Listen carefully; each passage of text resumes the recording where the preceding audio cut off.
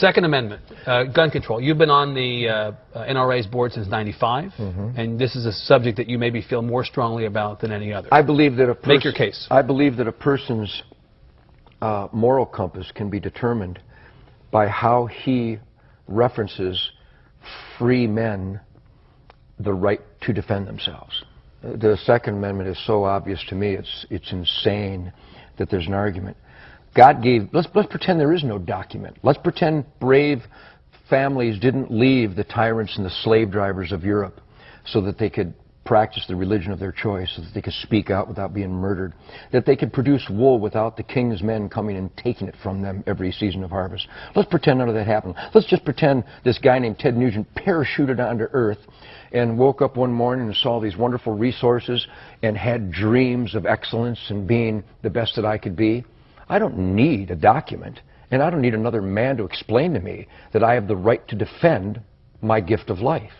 And that there is an argument in America from Hillary Clinton, from Barbara Boxer, Dianne Feinstein, from a whole gaggle of numbnuts who would try to tell me they will dictate where, how, and if I can defend myself.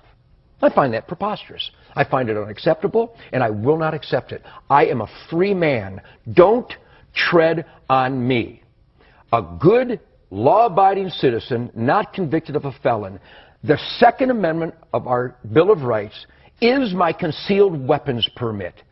Period. That's it? That's it. So no limitations of any kind that you can see?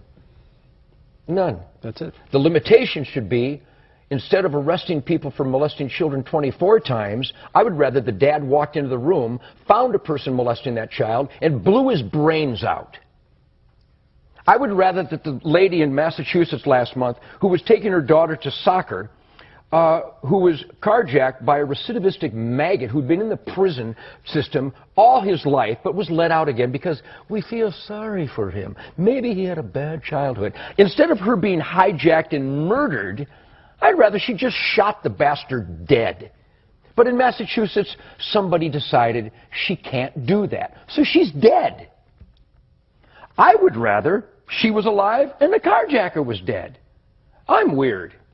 I would rather that the guy who beat this lady to within an inch of her life in Waco, on parole was he, phenomenal, and beat her to within an inch of life in front of her grandchildren with a whiskey bottle. I would rather she fell to the ground, pulled out a .38, and shot him 6 times in the chest and killed him.